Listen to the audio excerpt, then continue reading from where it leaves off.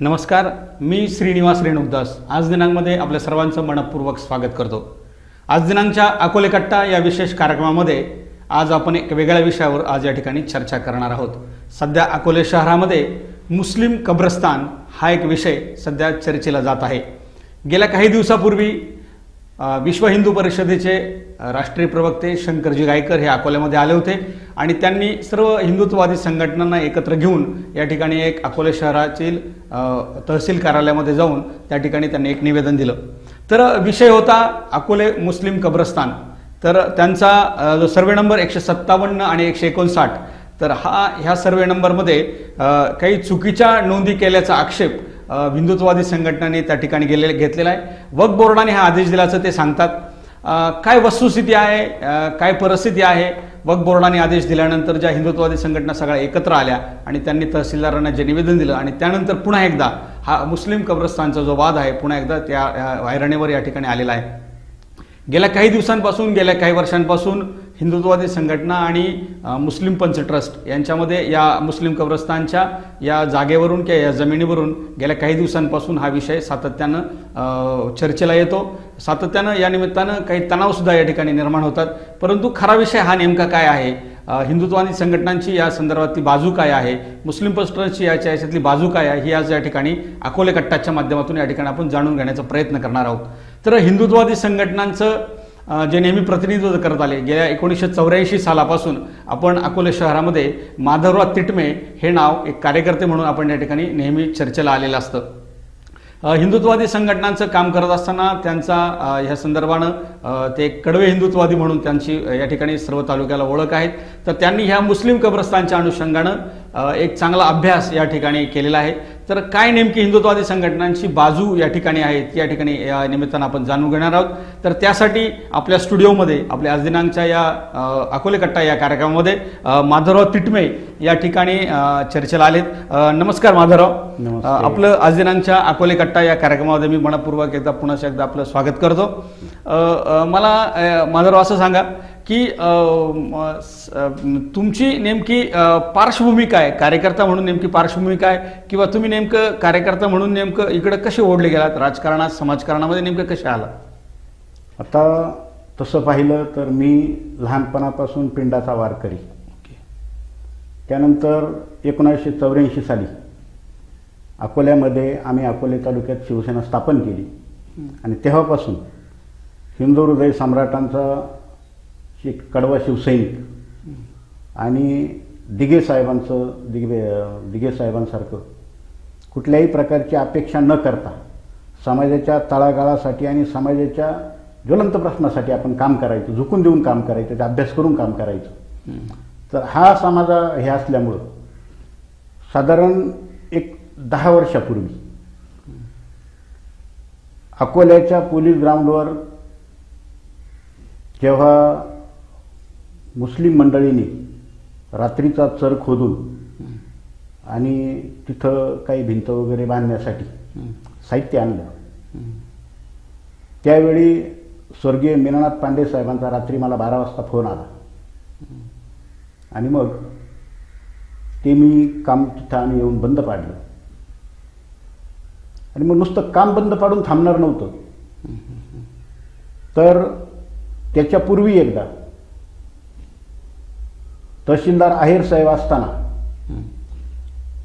सहज बोलता बोलता त्यांच्याकडून कळालं होतं की इथं जातीय तणावामुळं त्यांच्या अधिकारामध्ये त्यांनी काही निकाल दिलेला आहे आणि मुस्लिम समाजाच्या लोकांनी कोर्टात जाऊन त्या जागेवरचा दावा सिद्ध करावा आणि मग त्या जागेवर काय करायचं ते करावं, नाहीतर तोपर्यंत जैसे ती परिस्थिती ठेवावी। कारण कायमच मुस्लिम पंच हे अगस्ती विद्यालयाला टार्गेट करून किंवा तिथल्या टपरीवाल्यांना टार्गेट करून स्वतःचं अस्तित्व दाखवायचा प्रयत्न करत होती।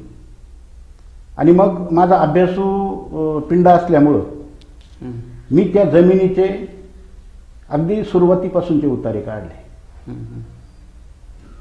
नाही, बरोबर, तुम्ही तो अभ्यास त्या ठिकाणी तो सुरू केला। आता वक्फ बोर्डाने नेमका आता काय आदेश दिलेला आहे की त्या निमित्तानं पुन्हा एकदा हा कब्रस्तानचा जो वाद आहे किंवा हा जो काही विषय नेमका चर्चेला आहे, वक्फ बोर्डाचा निर्णय काय नेमका? आता खरं सांगायचं म्हणजे वक्फ हा फक्त शब्द ऐकून होतो, आणि असं वाटत होतं की मुस्लिम धर्मीयाच्या धार्मिक ज्या वास्तू आहेत किंवा ज्या जागा आहेत त्यांचं संरक्षण व्हावं म्हणून वक्फ नावाची एक वैधानिक संघटना, वैधानिक अशी व्यवस्था आहे आणि तिच्यामार्फत ते काम होतं. परंतु जेव्हा वक्फचं ह्या जागेसंदर्भात फेरफार ओढण्यासाठी जेव्हा आदेश आला आणि त्यांच्या आदेशात त्यांनी आदेश दिलेला नव्हता, त्यांनी एक प्रकारची धमकी दिलेली आहे. आणि मग अगदी माझा संताप उसळला.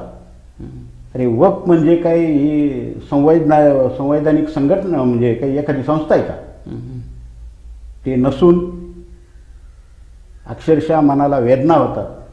लहानपणापासून मुस्लिम मित्र जोडायचे, यांची मानसिकता वाढवायची, यांना समाजात घडवायचं, यांना समाजात बरोबर घ्यायचं.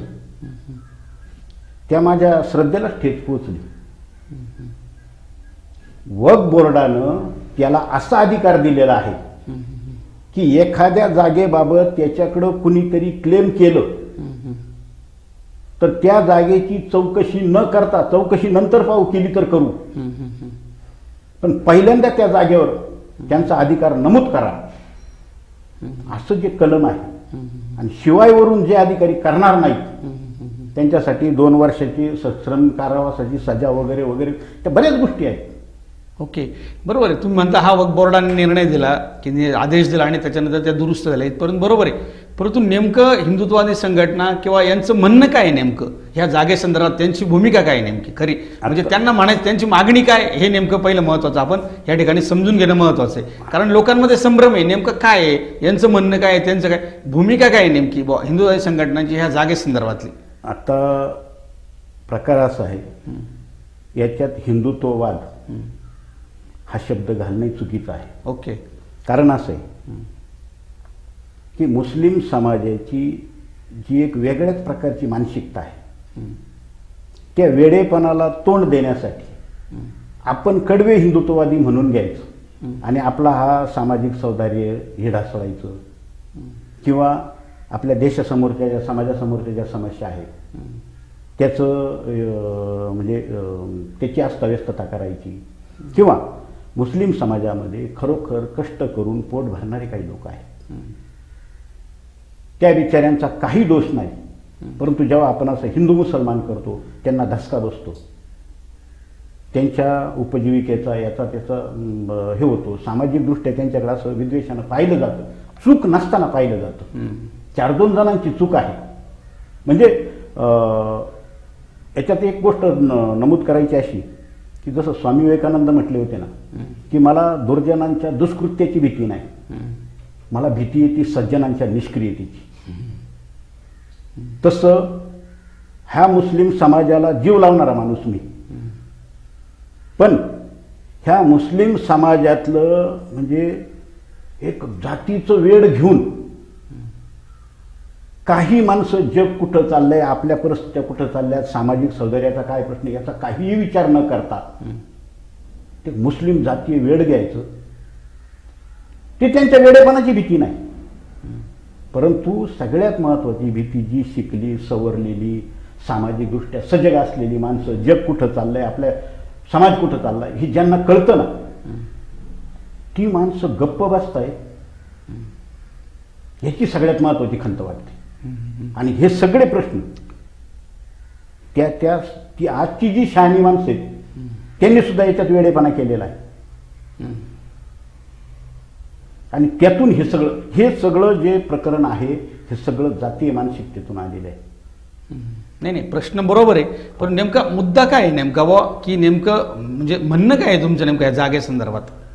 ह्या जागेसंदर्भात म्हणजे आता वक्फ संदर्भात आता वक्फ मला जेवढं समजलं की धर्माच्या नावानं, अल्लाच्या नावानं रितसर आपल्याला अधिकार प्राप्त असलेली जागा असेल किंवा वास्तू असेल ती आपण वक्फकडं धर्मार्थ जमा करायची. परंतु इथं मात्र ज्या जागेशी आपला काडीचाही संबंध नाही, उगच कुठंतरी नाव लावलंय, त्याची कायदेशीर वैधता पाहिलेली नाही, काहीही नाही, कोणाच्या तरी खोड्यांचे बळी आपण ठरलोय याचा सुद्धा विचार करायचा नाही, अशा पद्धतीनं हे सगळं हे केलंय. आणि त्या वक्फचा म्हणजे इतका मूर्खपणा कुणी करू शकतो, कारण मुळात जी जागा गव्हर्नमेंटची आहे, जातीयवादी मानसिकतेतून प्रांत, तलाठी आणि सर्कल अशा 3-4 माणसांनी स्वातंत्र्यापूर्वी खोड्या केल्या आणि तो शेरा ओढून ठेवला. शेरा ओढल्यानंतर स्थानिक प्रशासनाची जी जबाबदारी असते, त्या स्थानिक प्रशासनाला कुठल्याही प्रकारचं काही न मोजता प्रत्येक वेळी आणि कागदोपत्री ते सगळं दडवून प्रत्येक वेळी मुस्लिम कुणीतरी अधिकारी आला की त्यानं ते काहीतरी खोड्या करून, आणि आत्तापर्यंत ते प्रकरण म्हणजे ते अगोदर जसं आपण आता कुठलाही एखादा सरकारी शेरा तो जेवढा जुना होईल तेवढा तो अधिकार पक्का होतो. ह्या न्यायानं त्यांनी बरोबर ती चालढकल करीत आणि आज ह्याच परिस्थितीमध्ये जवळजवळ 80 वर्ष झाले त्या शेऱ्याला, आणि त्याच्यावरून ते क्लेम करू राहिले. परंतु ही जी जागा आहे ही समाजाच्या काय उपयोगाची आहे? तुमची अडचण काय आहे? तुमची अडचण सोडवायला स्थानिक प्रशासन, समाज सहकार्य करतो की नाही? सामाजिक सहकार्य आपल्याला राखायचे की नाही? कोणाचाही शहाणपणात लोप पावला इथं मुस्लिम समाजाचा. नाही, कागदोपत्री नेमकं काय आहे याच्यामध्ये? कारण तुम्ही जो अभ्यास केलाय सांगता ना, हो. तर कागदोपत्री नेमकं काय आहे याच्यामध्ये? मूळ जागा कोणाची आहे, ती नेमकी कशी आहे, आणि आता सध्याची स्थिती काय आहे? आता तुम्हाला एक सांगतो, ही मूळ जागा इंग्रजांनी जेव्हा पहिल्यांदा जमिनीचे दस्त तयार केले, त्याला कडई पत्रक म्हणतात, त्याच्यावर बिनआकारी शासकीय सरकारी जागा आहे. ओके. हो. मग त्यानंतर हा स्वातंत्र्यापूर्वीचा काळ, 1947ला जरी आपल्याला स्वातंत्र्य मिळालं असलं, परंतु ह्या देशामध्ये भारत पाकिस्तान तयार होण्याची साधारण 10 वर्षे ही प्रक्रिया चाललेली होती. गोरगरीब माणसाला ते काही माहीत नव्हतं, परंतु सुशिक्षित समाज होता त्याच्यात मात्र ते होतं. त्याच्यापूर्वी इथं अकोल्यात वेगळ्याच कारणावरून तहसीलदार मारलेला होता, तो मुस्लिम समाजाचा होता. त्याचा एक डूब डोक्यात धरून आणि भारत पाकिस्तान फाळणीची ज्यावेळी जी जातीय मानसिकता तयार झाली होती, त्याचा डूब डोक्यात धरून त्यावेळी इथं प्रांत, तहसीलदार, प्रांत, सर्कल आणि तलाठी, इथं त्यांनी कागदावर एक फेरफारचा शेरा ओढला की ती जी मोकळी जागा होती तहसील कार्यालयासमोरची, की जिच्यावर गोसावी समाजाच्या समाध्या होत्या, त्यांचे फोटो आहेत माझ्याकडे, आणि हे सगळ्यांना माहिती. मी म्हणतो, मी जे विधान करतो, माझ्या मुस्लिम बांधवांमधल्या शहाण्या माणसांना माझं आव्हान आहे की जेव्हा तुम्ही हजला जाता ना, हजला जाण्यासाठी तुमची जी पवित्र मानसिकता असते ना, ती मानसिकता तुम्ही बाळगा. छातीवर हात ठेवून सांगा का त्या समाजाशी तुमचा काय संबंध होता. काडीचाही तुमचा संबंध नाही. अकोले तालुक्यामध्ये स्वातंत्र्यपूर्व काळात साधारण 2020-30 साली अकोले शहरामध्ये फक्त 11 कुटुंब मुसलमानांची होती. ती शिकलकर मोहल्ला, काजीपुरा, कमानवेस आणि पेठ, विश्रामपेठ या ठिकाणी ते राहत होते. त्यांच्या स्मशानभूमी तिथं होत्या. त्यांना केव्हाही ती अडचण नव्हती. परंतु ज्यावेळी तो शेरा ओढला गेला, तो शेरा फक्त अधिकाऱ्यांनी इथं कुणी मुस्लिम असतील त्यांना सांगितला, पण तो शेरा कोणाला सांगितलाच नाही. तो फेरफारचा नंबर म्हणजे फेरफारचा नंबर फेरफारलाच ओढला फक्त, परंतु तो ओढताना सुद्धा परिस्थितीजन्य पुरावा असा आहे की ज्या दिवशी सर्कल बदली होणार होता त्या दिवशी तलाट्याला त्यानं आपल्याकडे बोलवलं की माझ्या कार्यकालावधीतले जे फेरफार ओढलेले असतील ते तू सर्टिफाईड करून घे. आता त्यावेळी तलाट्याची शाही, त्यावेळी टाक आणि दौत राहायचं. ते काय आपल्यासारखा पेन अडकावला आपण कुठेही चाललो असाच प्रकार नव्हता. त्यावेळी टाक आणि दौत असायचं. तलाट्याचं ऑफिस वेगळ्या ठिकाणी, सर्कलचं ऑफिस वेगळ्या ठिकाणी. तलाट्यानं तो फेरफार लिहिला आणि तो घेऊन तो सर्कलकडे गेला. सर्कलकडे गेल्यानंतर सर्कलनं तो सर्टिफाईड केला. परंतु त्याच दिवशी सर्कलचं आणि तलाट्याच्या डोक्यात ठरलं आणि बोगस काहीतरी आकडे टाकायचे, ज्या गोष्टीला कुठेही मला नगरपासून अकोला, संगमनेर कुठेही पुरावाच मिळाला नाही की जो आदेश त्या फेरफार नोंदण्यासाठी सांगितला जातो त्याचा कुठेही पुरावा मिळालेला नाही. बरं, मग ते किती क्षेत्र त्यावेळेस त्यांना दिलं? त्यावेळी एकर गुंठ्याची भाषा होती. एकक होतं जमिनीला. त्यावेळी 4 एकर क्षेत्र मुसलमानांसाठी द्या असं सर्कलनं तलाट्याला सांगितलं.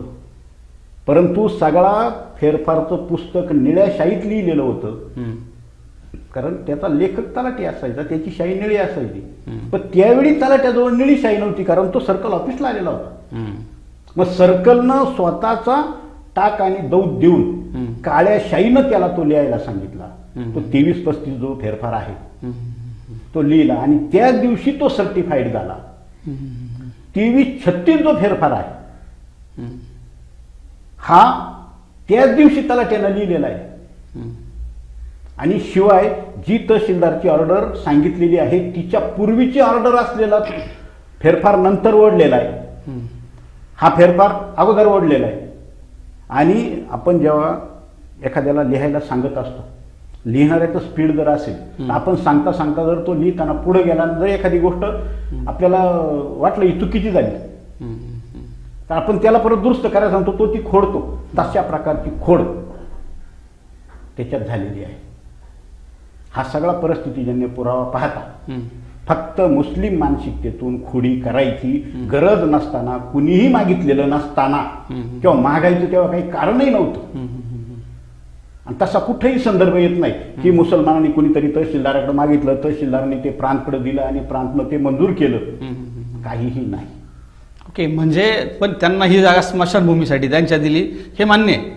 नाही, 4 एकर जागा. हा ठीक आहे ना, 4 एकर जागा ही. हो, ह्या सर्वे नंबर तो जो 220 होता त्यावेळेस, पूर्वीचा 220. हो, 220 होता. त्याच्यात ती द्या असा फक्त फेरफार लिहिला. लिहिल्यानंतर त्या फेरफारचा नंबर आणि तो जो शेअर आहे तो 7-12 उतार्यावर घ्यायला पाहिजे. बर. परंतु तो 1960 पर्यंत म्हणजे 44 ला लिहिला जातो, 60 पर्यंत तो उतार्यावरच घेतला जात नाही. 60 ला फक्त त्याचा नंबर 23-35, पण कशासाठी हे नमूद करायला पाहिजे तेच केलेलं नाही. बरं, त्याच्यानंतर पुढं 1967 साली मला वाटतं मुसलमानांसाठी स्मशानभूमी ते केलं, कमी जास्त पत्रकानुसार ते केलं. परंतु ज्या फेरफारनं शोध घ्यायला आजही ते जर 7-12 उतारे जर पाहिले, त्या 7-12 उतार्यावरून जर फेरफार काढले तर ह्या कुठल्याही प्रकरणाचा बोधच होत नाही. म्हणजे इतकी लपवाछपी आहे आतापर्यंत. आणि याला एक कारण नाही, याला अनेक कारण आहेत. तिथं बाबा नायकवाडींनी जे हायस्कूल काढलं ते हायस्कूल बहुजन समाजाचं प्रतिनिधित्व करणारं हायस्कूल होतं. मॉडर्न हायस्कूल एक वेगळ्या प्रवृत्तीचं हायस्कूल होतं. ह्या हायस्कूलला तकलीफ व्हावी म्हणून त्यावेळेचे मुस्लिमांमधले असलेले शहाणे फारुकी, त्या फारुकींचा तिथून सांभाळ करून यांच्यावर सोडणे, हे सुद्धा उद्योग झालेले ते ठळकपणानं आपल्याला. कारण मी 1975 साली अगस्ती विद्यालयात आलो, म्हणजे आता जवळजवळ 50 वर्ष व्हायला येतील. आम्ही ती सगळी परिस्थिती पाहिलेली.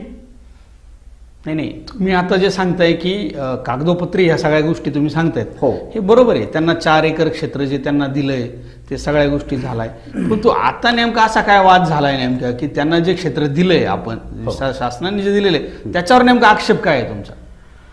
आता प्रकार असा आहे, स्मशानभूमी हिंदूंची असो मुस्लिमांची असो, ही आयुष्याच्या शेवटी उपयोगाला आणायची बाब आहे, उपयोगासाठी लागणारी गोष्ट आहे. ही देण्याची व्यवस्था ही स्थानिक प्रशासनाची जबाबदारी असते. ग्रामपंचायत असेल, नगरपंचायत असेल, यांची जबाबदारी येते. मग केवळ हा शेरा मारला म्हणून जर हे माणसं म्हणत असतील ती आमची, 4 एकर मारला कुठं, त्याचा काहीही चतुष्सीमा लिहिलेली नाही. नंतर जेव्हा ते द्यायची वेळ आली, पाहता येतं सलग देता येत नाही, त्यांनी त्याचे 2 तुकडे केले. बरं, त्याच्यामध्ये काही घटना घडल्या की साधारण 1957 साली आपल्यावर मुंबई सरकार होतं. मुंबई इलाख्यात आपण राहत होतो. तर मुंबई इलाख्यातल्या सरकारनं असा निर्णय केला का शासनाकडे ज्या पडीत जागा आहेत त्या जागा ह्या ग्रामपंचायतच्या ताब्यात द्यायच्या, म्हणून अकोले ग्रामपंचायतच्या ताब्यात दिली. बरं, त्यावेळी मुस्लिम स्मशानभूमीच्या शहराची काहीही त्याच्यावर हे नाही. मग सरकारची जागा ताब्यात ग्रामपंचायतच्या, आज तागात ती ग्रामपंचायतच्या ताब्यात आहे. जर समजा मुस्लिमांना स्मशानभूमी मागायची असेल तर त्यांनी ती कोणाकडे मागायला पाहिजे? ग्रामपंचायतीकडे, स्थानिक प्रशासन. हो, ग्रामपंचायतीनं ती भावी व्यवस्था पाहून ही कशी चालू राहील सांगा. आज या शहराचं कसं विचित्र चित्र झालंय. एका बाजूला तहसील कचेरी, दुसऱ्या बाजूला बाजारतळ, कोलारगुटी रोड, आपले कोर्ट कचेरी, कॉलेजेस, सगळं हे, आणि मध्ये ती स्मशानभूमी. काय चित्र आहे. म्हणजे जी जागा समाजासाठी अत्यंत महत्वाच्या उपयोगाला यायला पाहिजे, स्मशानभूमी बाजूलाही होऊ शकते ना. पण पूर्वी आता ते ज्यावेळेस त्यांना ती स्मशानभूमी ज्यावेळेस सरकारने दिली असेल किंवा ती जागा त्यावेळेस दिली असेल तर त्यावेळेस ती शहराच्या बाहेर असेल ना. सरकारनं दिलेली नाही. देणं हे काम ग्रामपंचायतीचं आहे. सरकारनं सुचविली, तिच्यावर शेरा ओढला, पण ती जागा सरकारनं म्हणजे ती स्वातंत्र्यपूर्व काळात ह्या अधिकाऱ्यांनी खोडी करून तिथं शेरा मारला फक्त, परंतु ती जागा ग्रामपंचायतच्या ताब्यात आहे. ग्रामपंचायतनं भावी नियोजन पाहून, नसेल तर ग्रामपंचायतला अधिकार आहे, तुम्हाला ह्याऐवजी दुसरीकडे देऊ शकतो. त्याला 4 एकर जागा पाहिजे ना, ठीक आहे, मान्य, देता येईल किंवा दिली किंवा द्यायला पाहिजे. उलट मी म्हणतो उद्या जर त्यांना स्मशानभूमी कमी पडली, ही जागा तर आपण कधीच जाऊ देणार नाही. परंतु आहे या स्मशानभूमीत, म्हणजे आहे ही सुद्धा बेकायदेशीरच आहे. अकोल्याची जी आहे आता जी बाजारतळासमोर आहे ती बेकायदेशीर आहे, प्रचंड अतिक्रमित आहे. अतिक्रमण कसं? याचं कारण असं आहे की आता जो सर्वे नंबर 159 आहे त्याच्या पूर्वेच्या बाजूला सर्वे नंबर 160 आहे. ते काशाई देवीच्या मंदिराचा भाग आहे. तिथलं म्हणजे तुम्हाला जर दाखवलं, हा नकाशा आहे, हा नकाशा आहे. ह्या नकाशामध्ये हे जे तुम्हाला हायलाइट केलेलं जे आहे, म्हणजे मुस्लिम लोकांनी जेव्हा इकडचंही कंपाऊंड बांधलं, कधीही 82 कडून किंवा सर्वेकडून आपली हद्द कुठपर्यंत आहे. तुमच्या दृष्टीने ती पवित्र गोष्ट आहे ना, उद्या ती वादात नको निघायला, मग तिची हद्द ठरवून घ्यावी. बरोबर, तिची हद्द ठरवलेली नाही. यांना वाटल तेव्हा यांनी कधीही दिवसा काम केलेलं नाही. यांनी कायम रात्रीचं काहीतरी आणायचं, लोक गाफील ठेवायची, लोक झोपेल लावायची, आणि मग प्रचंड संख्येने यायचं. मग रात्रीचंच खोदायचं, रात्रीचंच सगळे साहित्य आणायचं, रात्रीचंच बांधायचं, आणि कुठंतरी हल्ला कल्लोळ झाला की बेळात जाऊन बसायचं. परत कधीतरी लोकांना थोडंसं विसरी पाडायचं, परत हे करायचं. अशा पद्धतीने हा सगळा म्हणजे काशाई मंदिराचा काही भाग अतिक्रमित केला आहे. आणि आता तहसील कार्यालयासमोर आपण पाहतोय नवीन रस्ता झाला, इथे किती अडचण आहे. तिथला बराच मोठा भाग म्हणजे रस्त्यातून अतिक्रमण आहे तुमचं म्हणायचं? हो, अतिक्रमित आहे. आणि मुळात जेव्हा साधारण पण ज्यावेळेस त्यांनी ती भिंत जेव्हा बांधली, जेव्हा रस्त्याच्या कडेला चौबाजून जेव्हा भिंत बांधलेली, मग तेव्हा सरकारने किंवा इतर लोकांनी आक्षेप का बरं नोंदवलेले नव्हते त्यावेळेस? आता काय होतं, आपल्याकडं सामाजिक बाबींवर आपण दुर्लक्षही करतो आणि आपण ते जातीय किंवा धार्मिक यानं घेत नाही. हम्म. आणि आपण बऱ्याच गोष्टी शासनाच्या याच्यावर अवलंबून राहतो. परंतु शासकीय अधिकाऱ्यांवर माझा असा आक्षेप आहे, इथल्या PI PSI जरी आले ना, ते येणार, त्यांचे दिवस भरून घालणार, ते निघून जाणार. त्यांना जी पोलीस परेड ग्राउंड म्हणून जी जागा आहे, त्यांच्या गोळीबाराची जागा जी होती, कोणत्याही अधिकाऱ्यानं कधी लक्ष दिलं नाही. उलट ह्या तक्रारी झाल्यानंतर त्यांनी आपडी थापडी करून हे शांत कसं होईल तात्पुरतं, एवढाच फक्त इलाज केला. त्यामुळं पोलीस ग्राउंडच्या जागेचा तपास नाही. तहसील कार्यालय, आता वास्तविक कोणतीही गोष्ट जर ती त्यासाठी निश्चित केलेली असेल, तिच्यावर जर शेरा ओढलेला असेल, तर ठराविक कालावधीनंतर तो शेरा आपोआप बाद होतो. कारण शर्तभंग झाला. अनेक वेळा शर्तभंगासाठी सुद्धा काही माणसांनी त्यांच्याकडे मागण्या केल्या. म्हणजे नगरपंचायतीने प्रांत साहेबांकडे मागणी केलेली होती. बरं, त्याच्या पूर्वी सुद्धा अनेक वेळा अनेकांची भांडणं झालेली. परंतु आपला समाज हा असा म्हणजे असा कुठं तोंडावर येत नाही. आणि ही चांगली बाब आहे. काय होतं, तो अल्पसंख्याक समाज आहे, त्यात सगळे दोषी अशातला प्रकार नाही. परंतु ह्या मानसिकतेमधून अनेक गोष्टी याच्यात विचित्र घडताना वाटत आहेत. नाही नाही, तुमचं म्हणणं बरोबर आहे. तुम्ही जे ते काही तांत्रिक गोष्टी ज्या टेक्निकल बाबी या ठिकाणी मांडतात हे बरोबर आहे.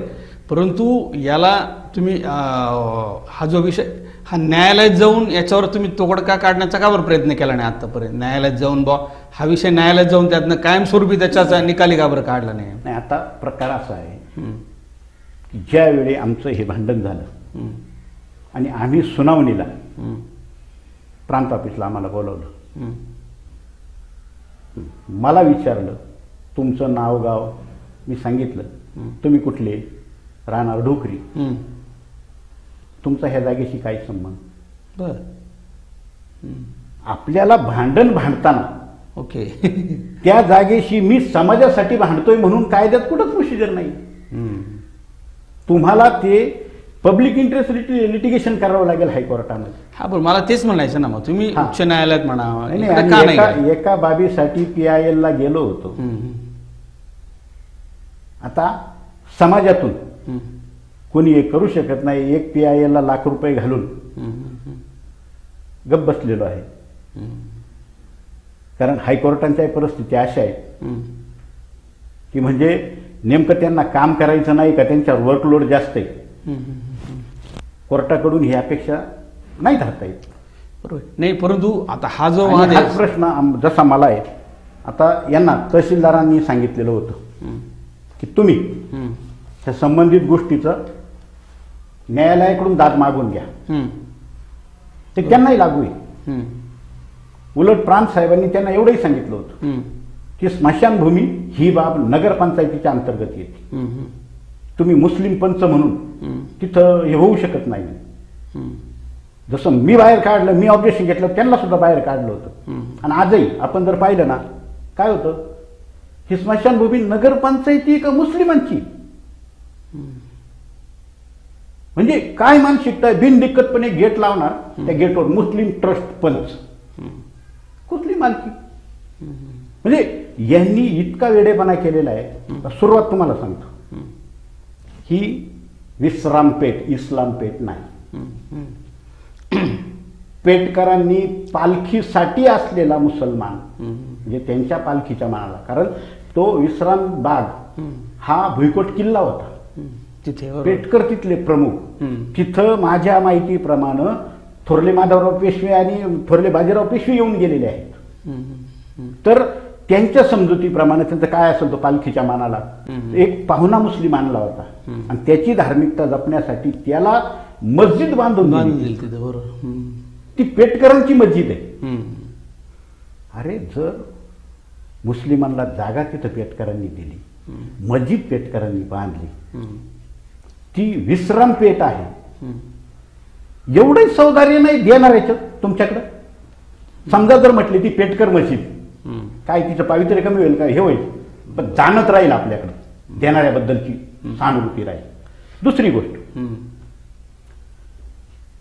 इथं गंगाधरेश्वर मंदिराचे मालक पोतनीस, त्या पोतनीसांचा हा दर्गा आणि अगस्ती थिएटरच्या बाजूला ते मांगपीर बाबा काहीतरी आहे. पीर ही काय मुसलमानांची जागीर नाही, ध्यानात घ्या. नवनाथ ग्रंथाचा तुम्ही 40वा अध्याय काढा, त्याच्यात गहिनीनाथ यांची जी समाधी आहे तिलाही गैबी पीर म्हटलं जातं. ओके. मच्छिंद्रनाथांना पीर म्हटलं जातं, बरं का. आणि निवृत्तीनाथ महाराजांच्या अभंगामध्ये म्हणजे निवृत्तीनाथ महाराजांचे गुरु गहिनीनाथ, गहिनी पीर असे कितीतरी उल्लेख तुम्हाला मी त्यात दाखवीन. मग हा कालावधी कधी, जर तुम्ही नवनाथ ग्रंथ जर पाहिला तर तो हा जो नवनाथ कथासार ग्रंथ जो आहे हा 205 वर्षापूर्वी लिहिलेला आहे. 205 वर्षापूर्वीचा पीर हे हिंदू असल्याचा उल्लेख आहे, पुरावा आहे. आणि तेच नाही, आता 1212 शके तेव्हा ज्ञानेश्वरी लिहिली. त्याच्या अगोदर निवृत्तीनाथ महाराजांना त्र्यंबकेश्वरला गहिनीनाथ महाराजांचा जो साक्षात्कार झाला, म्हणजे तिथं त्यांनी गुरुदीक्षा दिली त्यांना. हा भला मोठा पिरियड आहे ज्यावेळी इथं हिंदू मुसलमान हे काही कोणाच्या डोक्यात सुद्धा नव्हतं. मग हा इथला पीर, त्याचं मूळ रेकॉर्ड हे पेटकरांच्या पोतनीसांच्या नावानं आहे. आजूबाजूच्या मालमत्ता पोतनीसांनी लोकांना खरेदी दिलेल्या आहेत. मूळ मालक पोतनीस असताना, इकडं मूळ मालक पेटकर असताना, इकडं मूळ मालक सरकार असताना कुठंही आपला अधिकार नाही, परंतु आपल्याला कोणी अडवलेलं नडवलेलं नाही. सामाजिक शहाणपण एवढं मोठं आहे. कचेरीजवळचा पीर आहे, दर्गा आहे.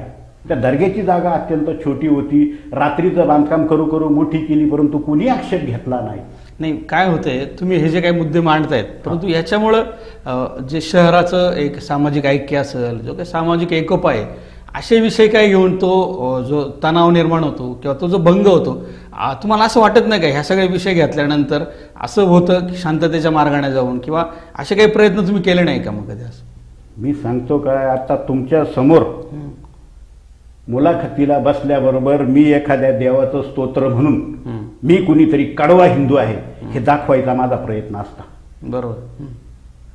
काय होतं, मुस्लिम मंडळी शहाणी माणसं आहेत. ती शहाणी माणसं गप्प बसतात आणि नको ती माणसं मी मुसलमान कसा आहे, मी कडवा कसा आहे हे दाखवायचा जो प्रयत्न करतात ना, त्याच्यातून ह्या सगळ्या गोष्टीला हे येतं. आणि कुठं कुठं मनाला शंका ही वाटते की अरे 10-11 कुटुंब असताना ही सगळी हिंदू मुसलमान एकमेकाला सगळे सांभाळून जोबाळून सगळं चालत होतं. समाजात असा अर्थ घेतला जायला नको की मुसलमानांची संख्या जिथं वाढते, कारण काही जण हा अपप्रचार करतायत, मुसलमानांची संख्या जिथं वाढते तिथं ताप वाढतो. मग पूर्वीच्या मालेगावच्या असेल, संगमनेरच्या असेल, भेवंडीच्या दंगलींचे जे दाखले दिले जातात अपप्रचार करणाऱ्यांना, काही मंडळी शहाणपण घेत नाही. आजही सगळे हातावर आहेत. आणि उद्या जर समजा समाजातल्या ह्या बाजूच्या आणि त्या बाजूच्यानी समजा वेडेपणा केला आणि ह्या बाजूच्यानी जर अपप्रचार करून हे केलं, संख्येनं फार थोडे आहेत. तेच नाही तर कधी कधी ही शंका वाटते का ह्या मानसिकतेतून काही काही अशी वेगवेगळ्या प्रकारची बोली भाषा करणारी शाहूनगरमध्ये आहेत ना, याच्यात बांगलादेशी तर काही शंका येते. तुमचं म्हणणं बरोबर असतंय, परंतु ह्या सगळ्या याच्यातनं आपलं एक सामाजिक ऐक्य ज्याला आपण म्हणतो, कारण तुम्ही कार्यकर्ते म्हणून ती जबाबदारी पहिल्यापासून तुम्ही ती पार पाडलेली आहे, तर मग एक सामाजिक ऐक्य जे आहे आपलं ते भंग होत आहे असं तुम्हाला वाटत नाही का? आणि दुसरी गोष्ट अशी की हा विषय सातत्यानं धगधगत राहणं हे सुद्धा अकोले शहराच्या एकूण सामाजिक वातावरणाला ते तापदायक ठरू शकतं. तर मग याच्यावरचा फायनल उपाय, याच्यावरचा ऐकून घ्या ना, याच्यावरचा फायनल उपचार जो काय आहे, याच्यावरचा फायनल निकाली काढण्यासाठी काय करायला पाहिजे असं तुम्हाला काय उपाययोजना तुम्ही याच्यावर सुचवाल? प्रचंड गांभीर्यानं मी जेव्हा बोललो, मला माहीत नाही तुम्हाला समजलं नाही, परंतु हजला जाताना जी मानसिकता असते त्या पवित्र मानसिकतेनं शहाण्या माणसांनी, हा तुम्ही हे देशाचे तेवढेच मालक आहात, परंतु ह्या जागांशी खरोखर आम्ही मुसलमान आहोत, प्रामाणिक आहोत, इमानवाले आहोत, त्या जागेशी आपला संबंध नाही, त्याच्यावरचा हक्क आम्ही सोडून देतो. आम्हाला वापराला, वागण्याला, भविष्याला कुठेही कमी पडणार नाही हा विश्वास ठेवतो. उद्या त्यांच्या उपयोगाला जर कमी असेल ना कुठं काही, माझ्यासारखा माणूस आंदोलनाला पुढे उतरेल, परंतु अशी जेव्हा शहाणपणाची भूमिका घेतील आणि तिकडच्या बाजूचे 4-2 लई काहीतरी मी कोणीतरी आहोत हे दाखवायला जे पुढे येतात, ह्या असल्यांचा बंदोबस्त करून म्हणजे शहाण्या माणसांनी जागृत होऊन जर ह्याच्यात पुढाकार घेतला तर निश्चितपणाने याच्यात मार्ग निघेल. कुठेही त्यांची अडचण होणार नाही. का त्यांना भीती वाटावी? भीती वाटूच देणार नाही. अशी अनेक पण व्यक्तिगत उदाहरणं आहेत, ती जाहीरपणानं बोलणं चांगलं नाही, आणि इतक्या जबाबदारीनं मी बोलतोय आणि हा प्रयत्न मी करणार आहे. ओके. काय होतं, काहींना धर्माच्या नावावर प्रसिद्धी मिळवायची, पुढे यायचंय, काहीतरी चमकायचंय, राजकारण करायचंय. हा, मी जरूर धर्म मानणार आहे, परंतु कोणत्या, माझ्या धर्माची व्याख्या सुप्रीम कोर्टाने केली आहे. हिंदू ही एक जगण्याची पद्धत आहे, ही एक संस्कृती आहे. ओके, बरोबर. हा, आणि मी जी माझी छत्रपतींची जी शिकवण आहे, मला वाटतं ती कंप्लीट हीच आहे. माझ्या साधू संतांची शिकवण आहे तीच आहे, आणि तीच मी अंगीकारलेली. तिच्यात मला माझे मुस्लिम बांधव वेगळे दिसत नाही. कारण कुणाही जीवाचा न घडो मत्सर हे तर आमचं ब्रीदवाक्य आहे. म्हणून मी जरी राजकारण करत असलो पण त्या राजकारण्या म्हणून मी पुढे आलेलो नाही. मी असा एक कडवा काहीतरी मुस्लिम विरोधक म्हणून पुढे आलेलो नाही. ओके. ह्या तालुक्याचा उद्या ती जागा मोकळी झाल्यानंतर तिथं उद्या ती खेळाला जरी अगस्त्य विद्यालयानं वापरली ती काय फक्त हिंदूंचे वापरणार नाहीत.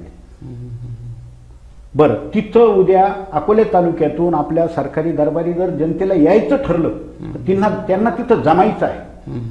उद्या बाजारतळ जवळ आहे, बाजारतळाचं एक्सटेन्शन असेल किंवा पार्किंग असेल, उद्या ती तिथं करायचं आहे. किंवा कुठली मोठी सभा आपल्याला घ्यायची ती तिथं करायची. समजा म्हातारे माणसं आहेत, त्यांना व्यायाम करायचे, दूर जाता येत नाही, तर तिथं जर आपल्याला व्यवस्था झाली. कारण काय झालंय, याच्या आडून अनेक अतिक्रमणही त्याच्यावर झालेत. आणि असं जर समजोत्यानं घेतलं आणि कायद्यात राहिलं ना, फार चांगल्या पद्धतीनं राहता येईल. बरोबर, कायद्यात सोडवणूक करायचा आपण प्रयत्न करणार आहोत. म्हणून मी होऊन यातल्या शहाण्या मंडळीकडे जाणार आहे. ओके. विनंती करणार आहे आणि हे त्यांना निक्षून सांगणार आहे, मेहरबानी करून हा समाजाच्या शहाणपणाची तुम्ही कसोटी पाहू नका.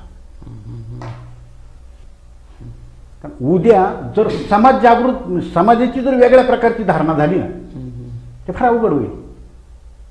कारण हे तालुक्याच्या जनतेचं अंगण तिथं झालंच पाहिजे आणि कुठल्याही परिस्थितीत ते होणार. तुम्हाला सांगतो, वक्फ असू द्या, नाही तर सुप्रीम कोर्ट येऊ द्या, नाही तर अजूनही कोणी येऊ द्या. कारण ह्या सगळ्याला चॅलेंज करतानासारख्या कायदेशीर बाबी खूप आहेत. मी हे एवढं दप्तर घेऊन आलेलो इथं तुम्हाला माहितीसाठी. कायदा आम्ही खेळलो, आम्ही दिवाणी कायदे पाहिले, महसुली पाहिले, फौजदारी पाहिले, हे पाहिले, पण वक्फची बाबत आलं नाही. आणि हे सगळं अघटनात्मक आहे, म्हणजे घटनेच्या विरोधात येते सगळं, असं मला वाटायला लागलं. माझी खात्री झाली ते पाहिल्यावर. कारण न्यायाधिकरणाची भाषा धमकीची याची धिक्कार करतो मी या गोष्टींचा. आणि प्रत्येक गोष्ट, अरे मुस्लिम मानसिकतेतून जग कुठं चाललंय, आज जगात काय काय अवस्था आहे. अरे आपल्या हिंदुस्थानात फार चांगली आहे. का इथलं खाऊन पिऊन आपण इथंच नाश करतोय? मूळचं रक्त आपलं एकच आहे. झालं असेल हे ना, तर पण आपलं जे सामाजिक जे अभिसरण आहे सगळे एकमेकांचं, हे तोडू नये. बरोबर. तुमची काय अडचण होणार नाही, काही अडचण होणार नाही. तुमची अडचण होईल त्यावेळी आमच्यासारखे उभे असतील. परंतु जी जागा मूळता आपली नाही, पवित्र किंवा कायदेशीर पद्धतीनं आपली आली नाही, कोणाला देताय तुम्ही? आणि आज कोणत्या तुमच्या वापराला बंदी आहे? म्हणून समाजाची मानसिकता बिघडायला नको, सामाजिक सौंदर्य बिघडायला नको. म्हणून या शहाण्या मंडळींना मी विनंती करणार आहे. आणि जर त्यांनी पाहिलं तर मी खरोखर हात जोडून विनंती करतो की तुम्ही शहाणपणानं याच्यात समजून घ्या. बसू खात्री वाटत नसेल ना, काय होतं, जो आपण आपल्या बाजूच्या आपल्याच बाजूचं सांगत राहतो. बरोबर. आपल्याला आपण आपले पाठिंब्यावाले तयार करतो. माझं म्हणणं तसं नाही. माझ्या समोर या, तुमची कायदेशीर वैधता दाखवा, मीच कायदेशीर वैधता दाखवतो. मी जर कायदेशीर वैधता दाखवायला हरलो ना तुम्हाला, मीच सांगेल या जागेवरचा दावा सोडून द्या. ती जरा नैतिकता आहे पहा ना, सामाजिकता आहे पहा, भविष्याची त्याची गरज आहे पहा. अक्षरशः त्या गोसाव्याच्या प्राचीन समाध्या हो, मी त्याचे जर तुम्ही फोटो पाहिले ना,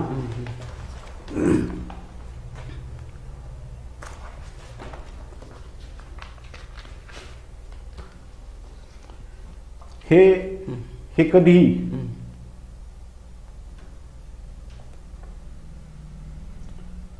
हे मुस्लिम समाजाच्या समाध्यांवर हे नसतं. हे चिन्हच नाहीये.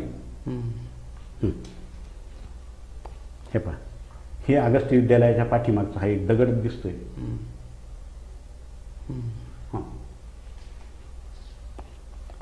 हे त्रिशूळ वगैरे असलेले दगड आहे. पुन्हा हे दगडावर वरती आहे, ती अशी मोठी कबर नाही, छोटाही आहे. मुस्लिम समाजात असं कधीच नसतं.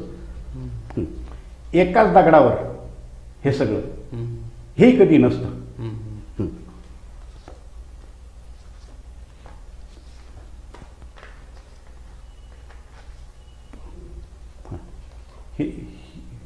हे मॉन्युमेंट नाही ते. बरं, हे असली ही थडगी, ही नाहीये. हे पूर्वीचं हे थडगी, हे नाही. बरोबर. जर समजा इथल्या जाणत्या नेणत्या माणसांना हे सगळं माहिती आहे, त्यांनी जर पाहिलेलं आहे, ते जर गप्प बसले, त्यांनी जर तरुण पिढीला जर सांगितलं ना का ते आपलंच आहे, त्यांचा भ्रम होईल ना. बरोबर. अपने बुजुर्ग बोलते वो क्या झूठ बोलेंगे क्या. पण एखाद्या पिढीनं जर ती चूक केली, ती पुढच्या अनेक पिढ्यांना भोगावी लागते. बरोबर आहे माधवराव. तुम्ही तुमच्या बाजूनं तुमच्या या ठिकाणी बाजू मांडण्याचा या ठिकाणी प्रयत्न केलाय. तांत्रिक गोष्टी सुद्धा या ठिकाणी मांडल्यात की ती जी जागा आहे की तुमच्या म्हणण्यानुसार ती अनलिगल जागा आहे, की ती बळजबरीनं कब्रस्थानासाठी स्मशानभूमीसाठी ती जागा घेतलेली आहे. हे सगळे मुद्दे बरोबर आहेत. न्यायालयामध्ये सुद्धा तुम्ही गेला आहात, ह्या सगळ्या गोष्टी बरोबर आहेत. परंतु याच्यावर अंतिम उपाय का याच्यावर जी गोष्ट कायमस्वरूपी निकाली निघावं. कारण ही जी गोष्ट आहे, ही धगधग करणारी जी गोष्ट आहे, ही आपल्या शहराच्या सामाजिक ऐक्याला अतिशय घातक अशी आहे. त्यामुळे आमची शहरवासियांची किंवा आम्हा सर्वांची अशी विनंती आहे की आपण स्वतःहून यामध्ये या ठिकाणी पुढाकार घ्यावा. आणि एकूणच मुस्लिम समाज असेल किंवा हिंदू समाज असेल, असं कधी आपल्यामध्ये शहरामध्ये अशी गोष्ट होऊ नये. आणि हा विषय जो आहे कायमस्वरूपी निकाली निघावा, त्यासाठी तुम्ही जो पुढाकार घेताय, ऐक्य राखण्याचा जो प्रयत्न या ठिकाणी करतायत, त्यासाठी मी आजच्या वतीने तुम्हाला या ठिकाणी शुभेच्छा देतो. आणि भविष्य काळामध्ये हा जो वाद आहे हा मिटावा आणि सामाजिक ऐक्य जे आहे शहराचं या ठिकाणी एकोपा राहावा, अशीच या ठिकाणी मी आपल्याला या ठिकाणी सदिच्छा व्यक्त करतो. आणि या ठिकाणी आपण या चर्चेसाठी आलात, आज दिनांकला या ठिकाणी वेळ दिला, त्याबद्दल मी पुनश्च एकदा आपलं या ठिकाणी आभार मानतो. आणि या ठिकाणी या चर्चेला या ठिकाणी मी पूर्णविराम देतो आणि थांबतो. धन्यवाद. धन्यवाद. माझं तर असं म्हणणं आहे, ही अगस्ती महाराजांची कर्मभूमी आहे. इथून पौराणिक काळात सुद्धा जगाला ललांभूत होतील अशी संशोधनं या सगळ्या गोष्टी झालेल्या आहेत. ह्याच भूमीतून माझ्या मुस्लिम बांधवांनी पेटकरांच्या मस्जिदीत बसून किंवा पोतनीसांच्या दर्गातून बैठका करून असं शहाणपण घ्यावं की यांच्या शहाणपणानं जगातल्या मुसलमानांनी शहाणपणानं वागावं, इतका विचार त्यांनी करावा अशी माझी अपेक्षा आहे. त्याच्यासाठी आमच्यासारखे लागेल ते मदत करतील. आणि हा प्रश्न तर आपण मिटूच, नसेल मिटेल तर तो शेवटी समाजात जाईल, पण तो समाजाच्याच बाजूनं होईल एवढी मात्र ग्वाही देतो आणि थांबतो. जय हिंद, जय महाराष्ट्र. नमस्कार.